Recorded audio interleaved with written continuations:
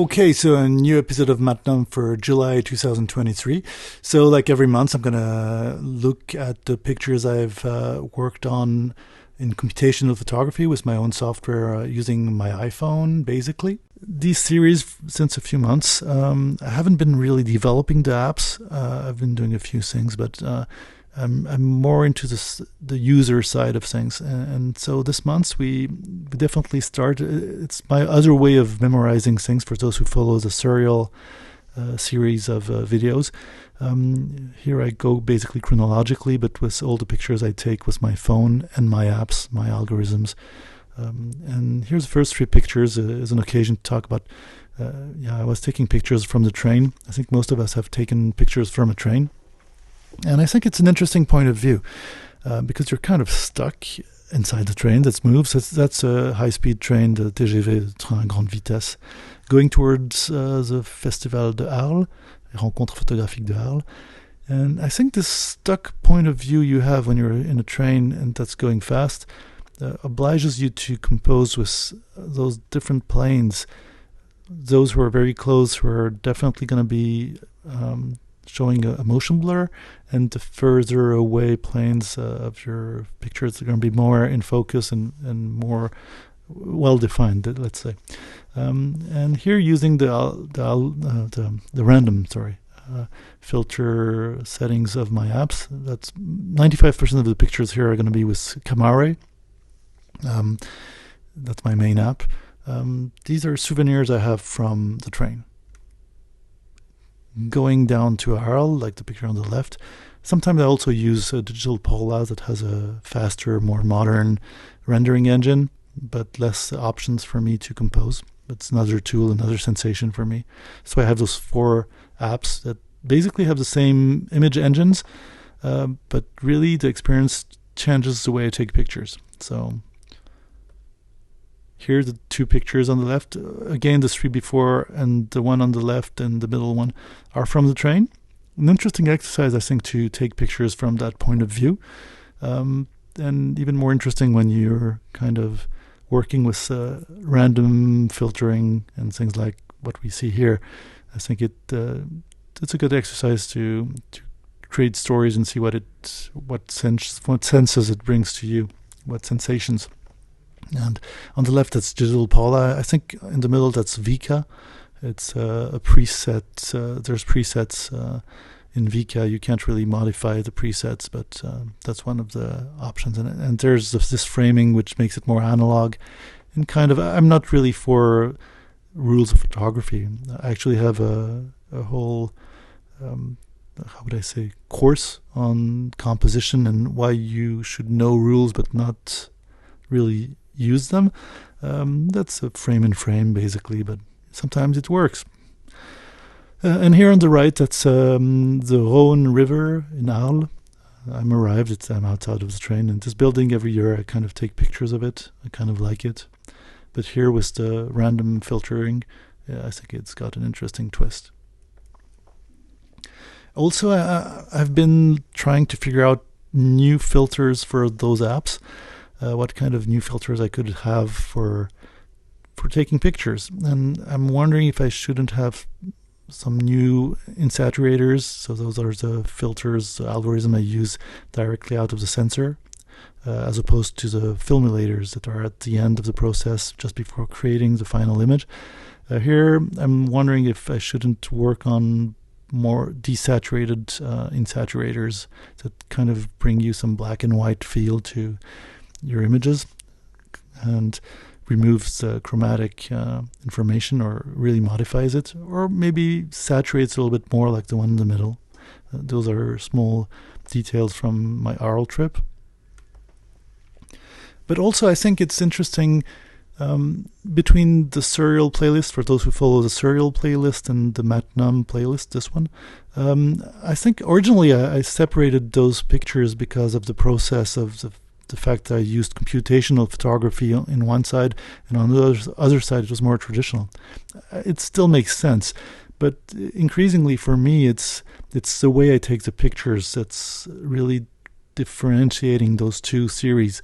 And as much as serial is the photos are kind of more natural, I do use a camera, which I have to take with me. There's a process of bringing with me the tool to capture. As with the phone, I have it with me. And even so, it's more complex in terms of the transformation, more digital, of course. I think this kind of lâcher prise, this kind of let go feeling, where I take pictures discreetly with my phone whenever I feel like so. I don't need to take all the camera out and have the right lens. I think it's interesting. Here are three small souvenirs from the Arles festival. On the left, that's one of the main artists during the exhibitions presenting his work. Or here in the middle, we were looking at what was going on the Off festival, which is pretty rich. And I kind of liked the graphical aspect of the image here. Or simply on the right, that's on the Off festival. You have lots of posters that have been stuck on the walls and doors. And here, I think it renders pretty well in that black and white processing filter. Arles is also a moment where there's workshops, round tables. Here's one on narration, photographic narration. And I think it's interesting because also computational photography, for me, it's kind of like, we have to really, it's very techno. And actually, I think it's actually, for me, here, the series kind of shows the opposite now. Okay, I'm using a lot those random preset selections, but it feels a little bit more like, like using Polaroid or those old 110 films where you're not really sure about because of the random processing in here and the lack of fine controls. It's more of this, what I was saying, let go feel. You take the picture, you see what comes out, and hopefully it brings you the sensation you had. And I think that's a good picture to show this souvenir. I don't think I would have wanted to take it with a normal camera. Here again, three small excerpts of the festival. On the left, that's the Me-Up house where they were having exhibitions. They also were having dance parties in the evening and with bars and really cool ambiance until late in the night. Or here in the middle, that's a projection in the middle of the festival in the center of the town. Or on the right, simply a small souvenir of a street, a sunny day in Arles. And wandering around, there's lots of things to take pictures of. It's kind of a weird street photography feeling, kind of overcrowded. You feel like in a big city for a small amount of time when you're in Arles at that period of time. The picture on the left I found interesting simply because you had this woman that was kind of not posing. I'm not sure she was posing, but you had this guy on the left. You can see on the left there's a guy with a tele lens taking a picture of her. So I'm not sure if he was stealing the picture. I definitely was stealing the picture of both of them because I found the composition interesting. Not sure it's not very revolutionary, but I thought it was a nice clin d'oeil for the moment. Not really sure what's going on, but the result was quite aesthetic. I mean, the story of this guy capturing this kind of caricatural pause. Anyways, or in the middle, that's during a vernissage, during an exhibition, people drinking and talking about photography outside with some music going on. Really cool. Or like at Croisière, which is one of the places at night where people go dancing during the festival. Or the Tambourin, which is a small cafe, the photo on the bottom right. That's one of the main places where you can meet people, like-minded people, and give rendezvous.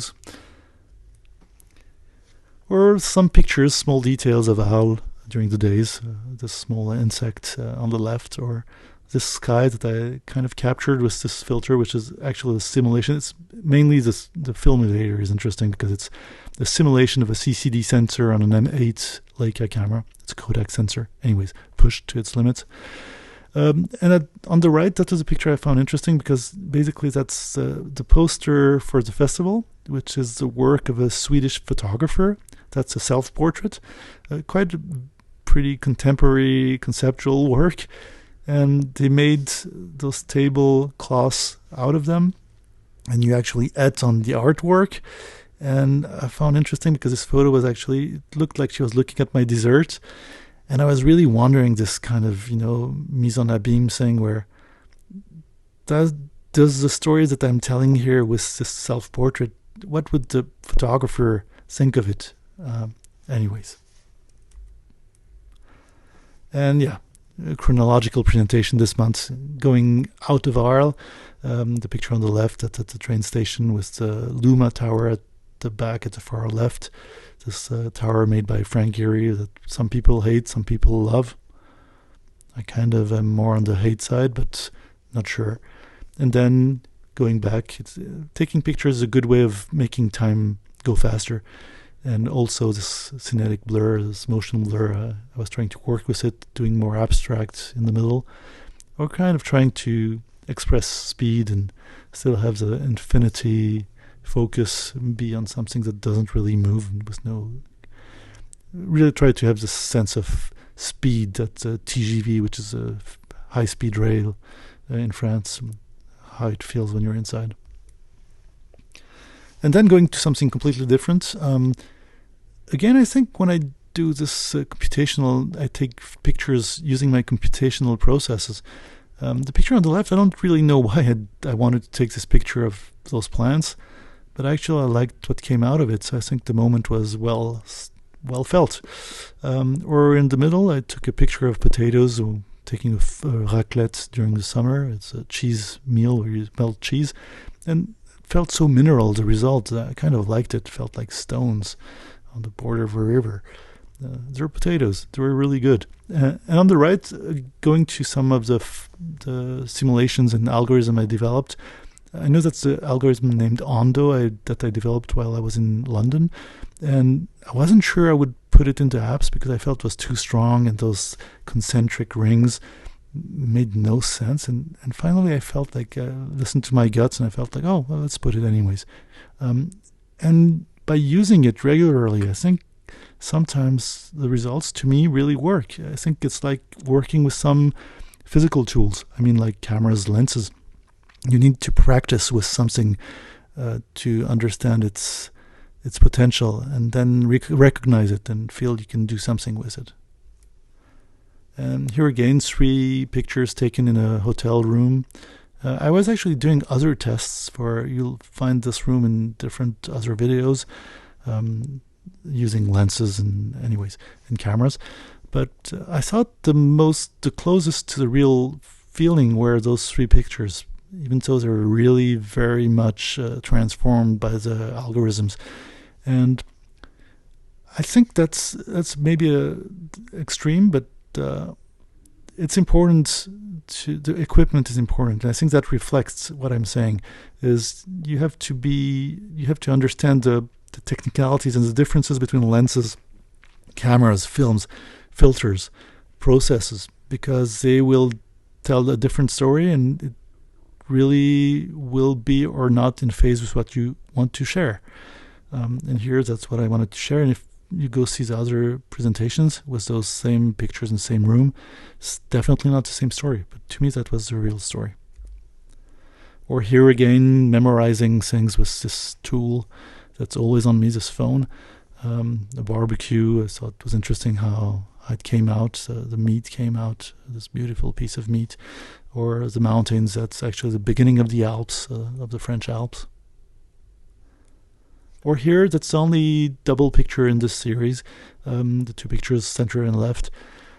Again, going to what I was saying before, I think even so here it's digitally the same original source picture.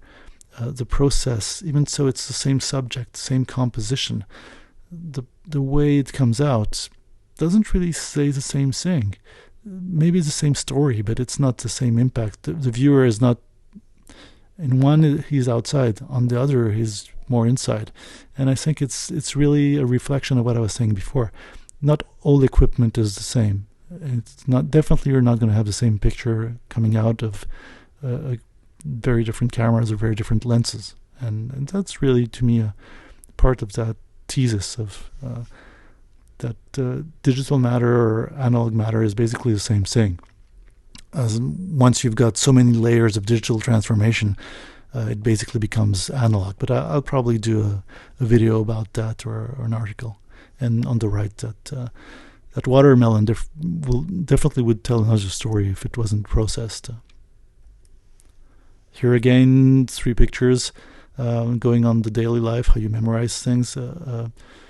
That's a supermarket. On the left, it's closed, actually. I'm taking a picture. It's moving, but I think the feel is there. It's kind of eerie. Or those two images, middle and right, that's in a tramway. So also like in a train, but slower.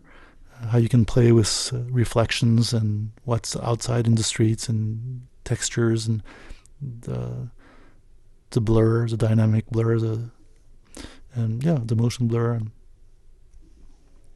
Or here again, something interesting. I think the picture on the left, that's really one of those filters I've developed that increases the artifact in zones of extreme color artifacts into compression. Or in the middle, where actually it's still digital, it's still my algorithms, but as we can see in the digital Paula excerpt below, the Bewin saturator is basically a desaturating process that looks like film, and the KD T32 filmulator is a module I developed to simulate kind of the looks of the Kodak T-Max 3200 film, black and white film. And so sometimes it can look analog, sometimes it can look really digital, but if you add many layers on top of each other, I think there's no real differentiation between digital and analog matter. Here's 3 pictures that actually go well into what I just said. That's while I was doing a video about landscape photography. I was also taking pictures with the phone and obviously cameras, films, and lenses, different formats. But I think it's interesting to see how the randomizer of my digital app creates very different ambiances between pictures. Here, same day, same place. On the left, you can see the Léman Lake, which is also called Geneva Lake by tourists, or a small detail of flowers in the mountains, or this pass where I was hiking. These are in the Jura mountain, like the last picture on the left, between France and Switzerland. And when you go more east, it's between Germany, France, and Switzerland. And in the middle, I thought interesting how the filter actually says a really different story. It's the Jet d'eau de Genève, it's the Geneva fountain, which is really a major point for tourists to go see when they go to Geneva. And here the filter kind of censored it. And I really liked the idea. It's that the algorithm actually is creating censorship. And it's not the same story. You don't really see the fountain. It's behind those blocks. And that's the square, actually, in Saturator, which I had developed for an older app, which was Dual Photo, which was meant dual photo, which was one of the first, if not the first app to create dual photography on an iPhone. It takes pictures on both sides of the phone at the same time. And on the right, that's in Reykjavik, in a bar. Well, it's not very important it's Reykjavik, but it brings me back that souvenir. It's at the Vegur bar. And here also, I was talking about an algorithm I was not sure I would put in production. This paper look that we just saw before, filmulator. I thought it was too strong when I developed it, and I kind of was, am I going to put this kind of cheesy filter in my apps? And I did put it in, and actually I'm pretty happy I did. I'm glad, because I got to learn how to feel it and to understand what it meant, and I kind of use it. I kind of like it when it comes out, and it works well, I think, with the Reykjavik harbor marina. And on the right, that's a small detail of the Contemporary Art Museum in Reykjavik, with the sun coming in on the right and shadows and, well, the architectural details. And finally, 3 last pictures, and I think that's about it for this week. In this month, I think what I was saying before about digital matter, it creates another kind of process. And actually, at one point, I think digital and analog really cross the same boundary, and we're not sure what's what. And it's more a question of how you use the picture and how the process impacts the way you tell stories and capture the moment. Anyways, if you have questions, comments, or whatever, just don't hesitate to post, and I'll catch you next week or next month, depending on what you see.